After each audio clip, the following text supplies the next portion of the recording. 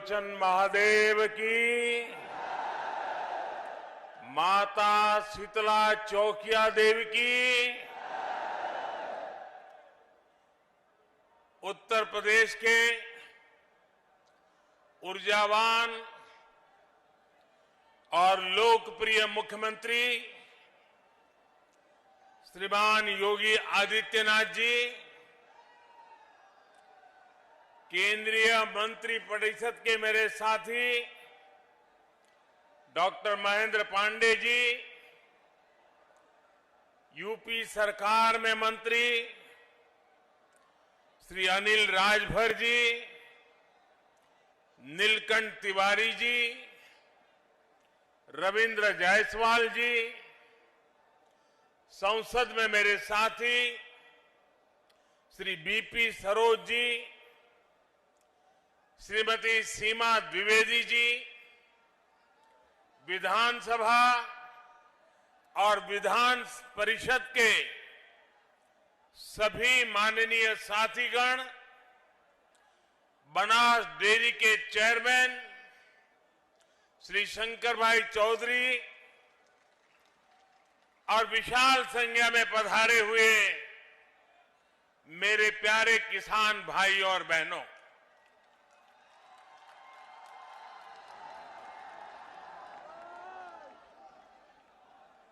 वाराणसी के इस पिंडरा क्षेत्र के लोगन के प्रणाम करत हैला।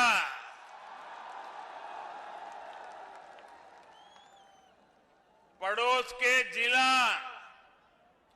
जौनपुर के सब बंधु एवं भगिनी लोगन के भी प्रणाम।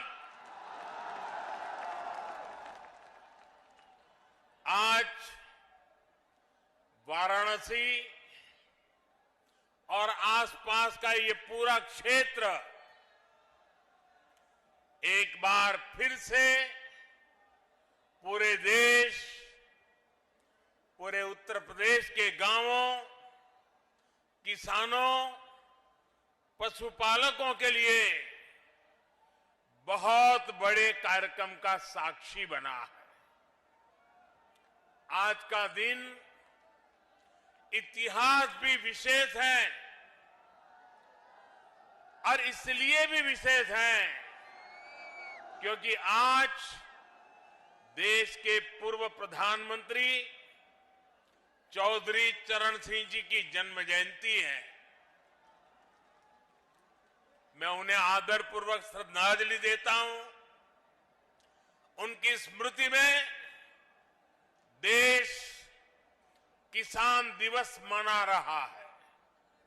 साथियों, हमारे यहां गाय की बात करना, गोबर धन की बात करना, कुछ लोगों ने ऐसे हालात पैदा कर दिए हैं जैसे कोई गुनाह कर रहे हैं, गुनाह बना दिया है। गाय कुछ लोगों के लिए गुनाह हो सकती है, हमारे लिए गाय माता है, पूजनीय है। गाय भैंस का मजाक उड़ाने वाले लोग ये भूल जाते हैं कि देश के 8 करोड़ परिवारों की आजीविका ऐसे ही पशुधन से चलती है। इन्हीं परिवारों की मेहनत से आज भारत हर साल लगभग 8.5 लाख करोड़ रुपए का दूध उत्पादन करता है और ये राशि जितना भारत में गेहूं और चावल का उत्पादन होता है, उसकी कीमत से भी कहीं ज्यादा ये दूध उत्पादन की कीमत है। इसलिए भारत के डेयरी सेक्टर को मजबूत करना आज हमारी सरकार की सर्वोच्च प्राथमिकताओं में से एक है। इसी कड़ी में आज यहां बनास काशी संकुल का शिलान्यास किया गया है। साथियों, अब मैदान छोटा पड़ गया है, जगह नहीं है, आप वहीं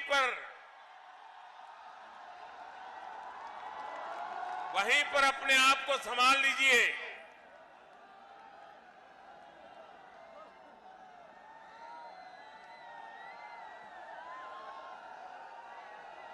बनास डेयरी से जुड़े लाखों किसानों के खाते में करोड़ों रुपए ट्रांसफर किए गए हैं। रामनगर के दूध प्लांट को चलाने के लिए बायोगैस आधारित पावर प्लांट का भी शिलान्यास हुआ है। एक और महत्वपूर्ण बात हुई है जिसका सकारात्मक प्रभाव पूरे देश के डेयरी सेक्टर पर पड़ेगा। आज यहां दूध की शुद्धता के प्रमाण के लिए देश भर में एकीकृत व्यवस्था और उसका लोगो भी जारी हुआ है। डेयरी सेक्टर से जुड़े इन प्रयासों के अलावा आज यूपी के लाखों लोगों को अपने घर के कानूनी दस्तावेज यानी घरौनी भी सौंपी गई है। वाराणसी को और सुंदर, सुगम और सुविधा संपन्न बनाने के वाली 1500 करोड़ रुपए से अधिक की परियोजनाओं का लोकार्पण और शिलान्यास भी हुआ है। इन सभी विकास परियोजनाओं के लिए आप सभी को बधाई। यूपी और देश भर के गोपालकों को विशेष बधाई। साथियों, एक जमाना था जब हमारे गांवों के घर आंगन में मवेशियों के झुंड ही संपन्नता की पहचान थे। और हमारे यहां तो कहा भी जाता था, हर कोई इसे पशुधन कहता है। किसके दरवाजे पर कितने खूंटे हैं, इसको लेकर स्पर्धा रहती थी। हमारे शास्त्रों में भी कामना की गई है, गावों में सर्वतः चैव गवाम मध्ये वसाम्यहम्, यानी गायें मेरे चारों ओर रहे और मैं गायों के बीच निवास करूं। ये सेक्टर हमारे यहां रोजगार का भी हमेशा से बहुत बड़ा माध्यम रहा है। लेकिन बहुत लंबे समय तक इस सेक्टर को जो समर्थन मिलना चाहिए था वो पहले की सरकारों में मिला नहीं। अब हमारी सरकार देश भर में इस स्थिति को बदल रही है। हमने कामधेनु आयोग का गठन किया। डेयरी सेक्टर के इंफ्रास्ट्रक्चर के लिए हजारों करोड़ रुपए का विशेष फंड बनाया है। हमने एक बहुत बड़ा अभियान चलाकर लाखों पशुपालकों को किसान क्रेडिट कार्ड की सुविधा से भी जोड़ा है। किसानों को अच्छी गुणवत्ता का चारा, बीज मिले, इसके लिए भी लगातार काम चल रहा है। पशुओं का घर पर ही इलाज हो, घर पर ही कृत्रिम गर्भाधान की व्यवस्था हो, इसके लिए भी देशव्यापी अभियान चलाया गया है। हमने पशुओं में फूट एंड माउथ डिसीज, खुरपका मुंहपका के नियंत्रण के लिए भी राष्ट्रव्यापी टीकाकरण मिशन चलाया है। हमारी सरकार सिर्फ बच्चों का ही मुफ्त टीकाकरण नहीं कर रही, सिर्फ कोरोना वैक्सीन ही मुफ्त नहीं लगा रही, बल्कि पशुधन को बचाने के लिए भी अनेक टीके मुफ्त लगवा रही है। साथियों, देश में इन्हीं प्रयासों का परिणाम है कि 6-7 वर्ष पहले की तुलना में देश में दूध उत्पादन लगभग 45% बढ़ा है, यानी करीब करीब 1.5 गुना हुआ है। आज भारत दुनिया का लगभग 22% दूध उत्पादन करता है, करीब करीब 1/4।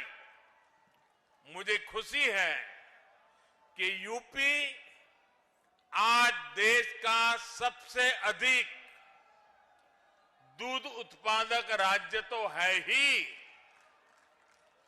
डेयरी सेक्टर के विस्तार में भी बहुत आगे है।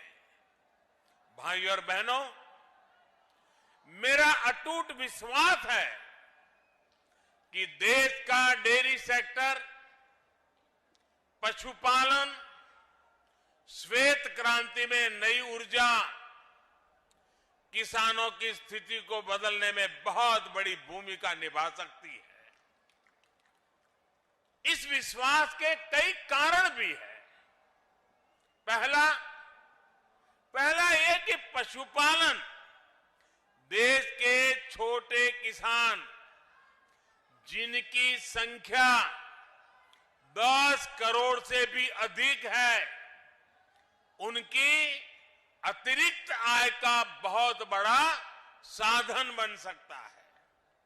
दूसरा ये कि भारत के डेयरी प्रोडक्ट के पास विदेशों का बहुत बड़ा बाजार है, जिसमें आगे बढ़ने की बहुत सारी संभावनाएं हमारे पास है। तीसरा ये कि पशुपालन महिलाओं के आर्थिक उत्थान, उनकी उद्यमशीलता को आगे बढ़ाने का बहुत बड़ा जरिया है।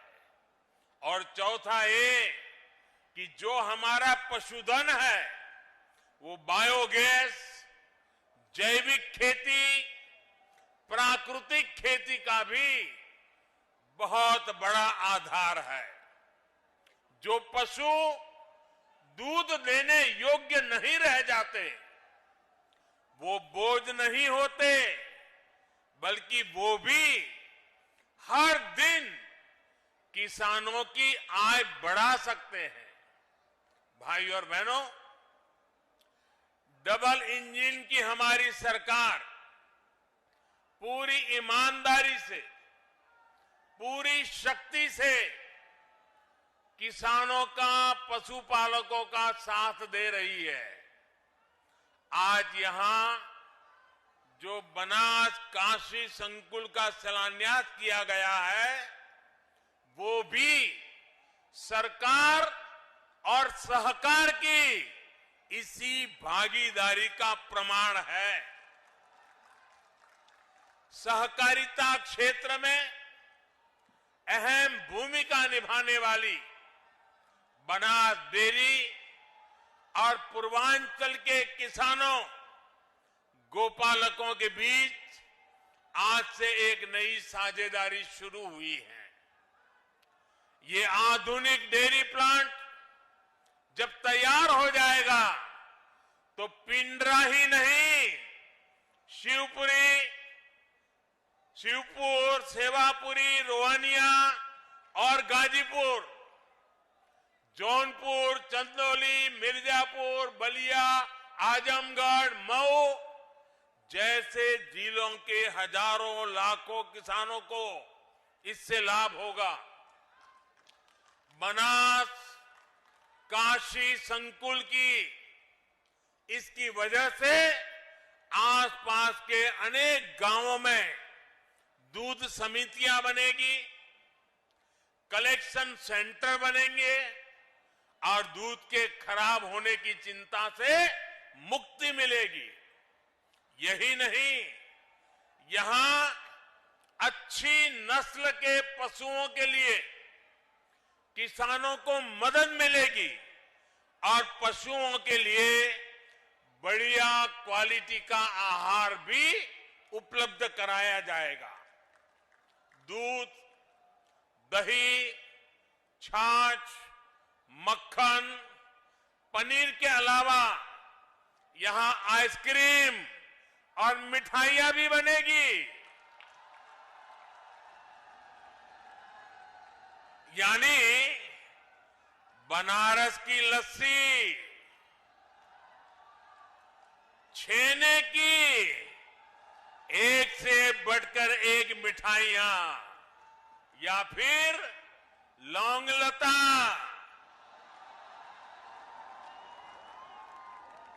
इन सब का स्वाद और बढ़ जाएगा।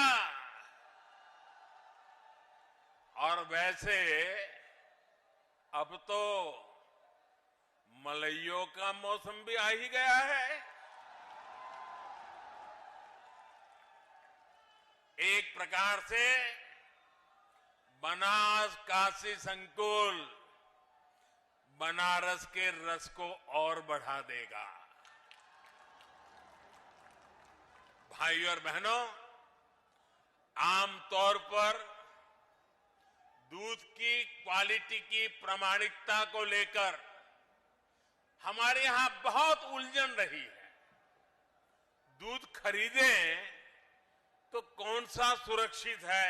అనురాగానికి అమ్మ ఆదర్శం, ఆరోగ్యానికి Shri Sai homeo stores and clinic. అనుభవం, అర్హత, అంకిత భావం కల డాక్టర్లచే చికిత్స. అన్ని రకాల ఆరోగ్య సమస్యలకు నమ్మకమైన ఎంపిక Shri Sai homeo stores and clinic. Diabetes, కీళ్ల నొప్పులు, సయాటికా, వెన్నుముక సమస్యలు, థైరాయిడ్, నిద్రలేమి, మానసిక సమస్యలు, ఋతు సమస్యలు, అన్ని రకాల దీర్ఘకాలిక వ్యాధులకు ప్రత్యేక హోమియో వైద్యం. అందరికీ అందుబాటులో అంతర్జాతీయ హోమియో వైద్యం Shri Sai homeo stores and clinic. మీ ఆరోగ్య సమస్య ఏదైనా ఇప్పుడు పరిష్కారం సాధ్యం.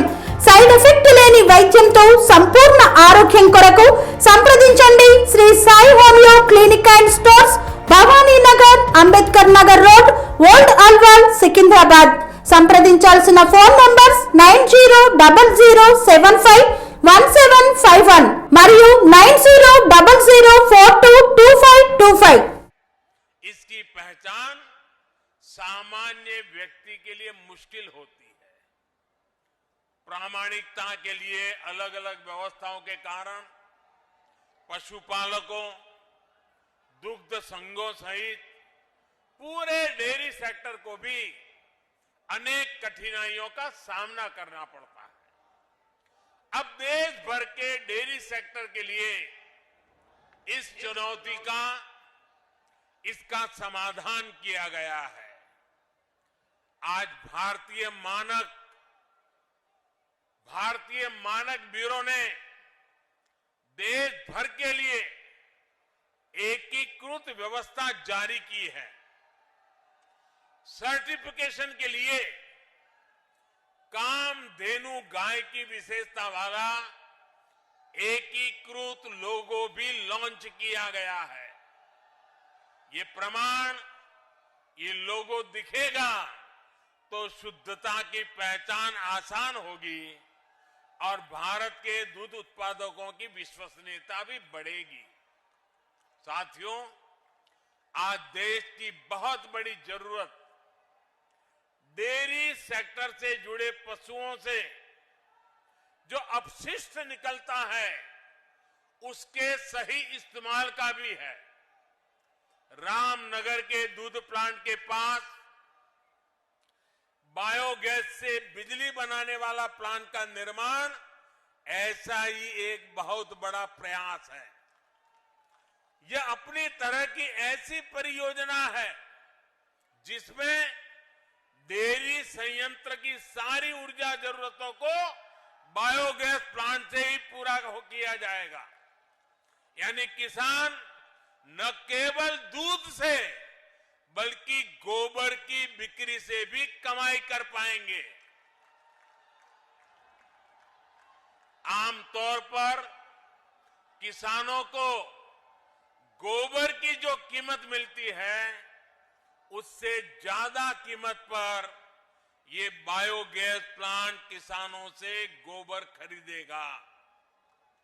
यहां जो बायो स्लरी बनेगी उसका उपयोग बायो स्लरी आधारित जैविक उर्वरकों के उत्पादनों के लिए भी किया जाएगा।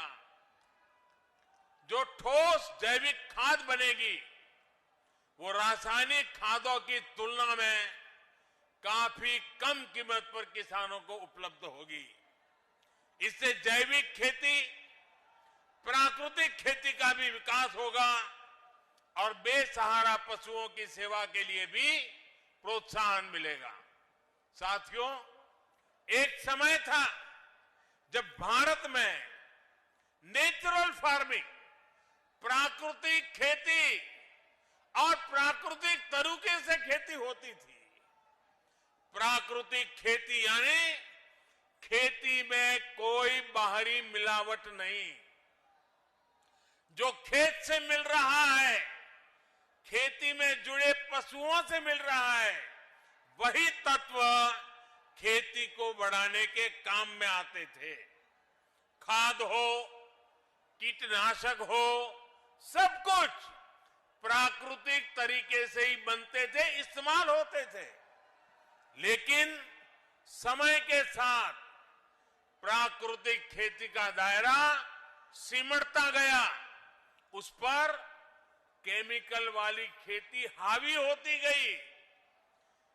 धरती मां के कायाकल्प के लिए, हमारी मिट्टी की सुरक्षा के लिए, आने वाली पीढ़ियों के भविष्य को सुरक्षित रखने के लिए अब हमें एक बार फिर प्राकृतिक खेती की तरफ मुड़ना ही होगा। यही आज समय की मांग है और इसलिए अब सरकार नेचुरल फार्मिंग को बढ़ावा देने के लिए, किसानों को जागरूक करने के लिए बहुत बड़ा अभियान भी चला रही है। और आज जब हम आजादी के 75 साल आजादी का अमृत महोत्सव मना रहे हैं, तब मैं देशवासियों से, खास करके मेरे किसान भाइयों बहनों से, विशेषकर मेरे छोटे किसानों को आज किसान दिवस पर आग्रह करूंगा कि आप प्राकृतिक खेती की तरफ आगे बढ़ें। प्राकृतिक खेती खर्च भी कम होता है, उत्पाद भी बढ़ता है। ये खेती का सबसे सस्ता तरीका है, सबसे सुरक्षित तरीका है और आज के विश्व में प्राकृतिक खेती से पैदा हुई फसलों की कीमत भी बहुत ज्यादा है। ये हमारे कृषि सेक्टर को आत्मनिर्भर बनाने की दिशा में भी बड़ा कदम है। मैं देश के स्टार्टअप सेक्टर को भी, नौजवानों को भी कहूंगा कि नेचुरल फार्मिंग के आपके लिए अनेक नई संभावनाएं हैं। हमारे नौजवानों को, युवाओं को इसका पूरा लाभ उठाना चाहिए। अभी यहां मंच पर आने से पहले मुझे ऐसे कई युवा से मिलने का मौका मिला।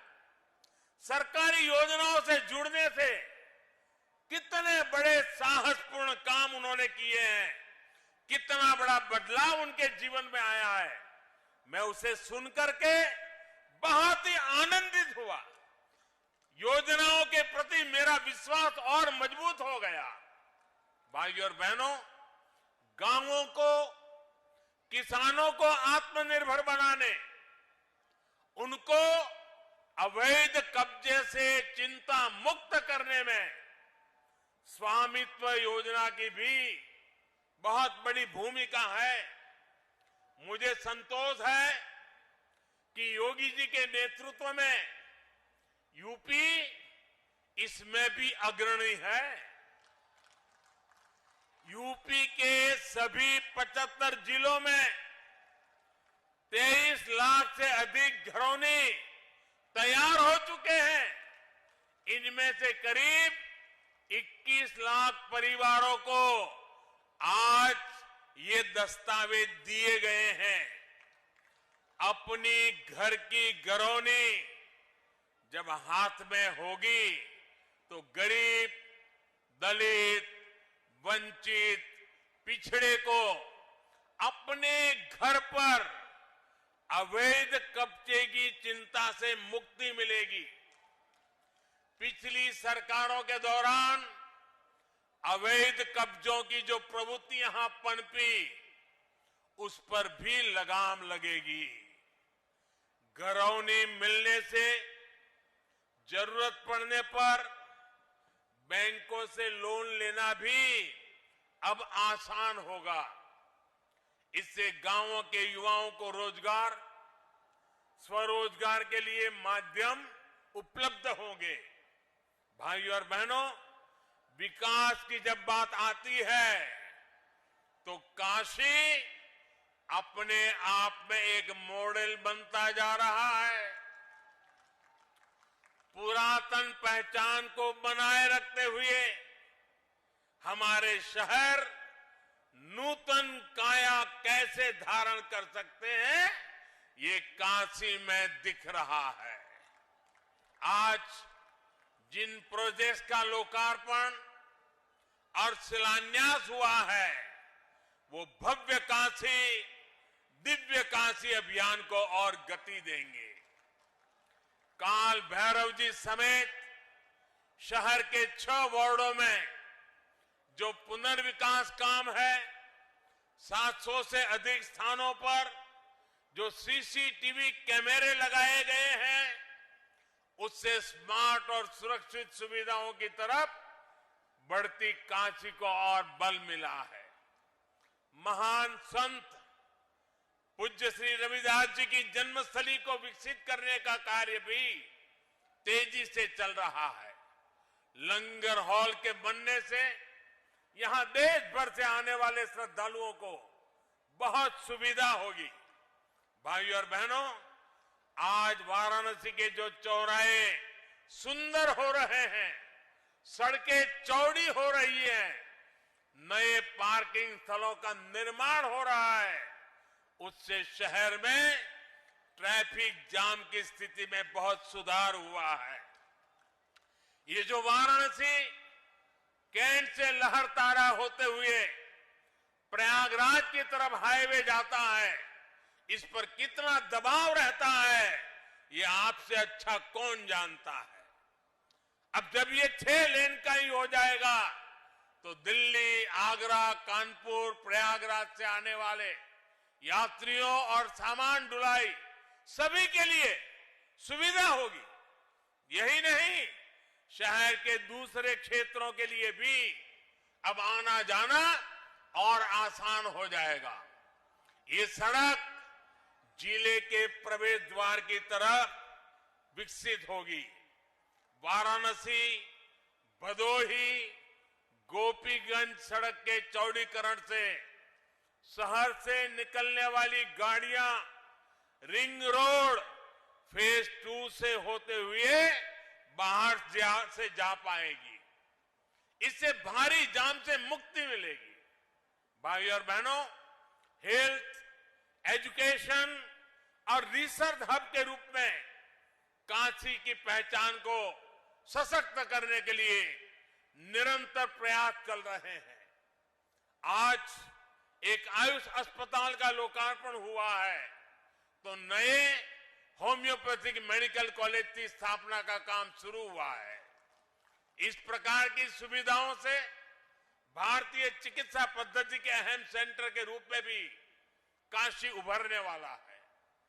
क्षेत्रीय निर्देश मानक प्रयोगशाला के बनने से जल परीक्षण, कपड़े और कालीन से जुड़े परीक्षण यहां हो पाएंगे।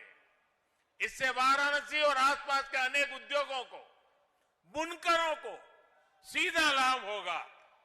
वहीं अंतर्राष्ट्रीय राइस रिसर्च सेंटर में जो नई स्पीड ब्रीडिंग फैसिलिटी स्थापित की गई है, उससे धान की नई किस्म विकसित करने में अब पहले के मुकाबले बहुत कम समय लग रहेगा।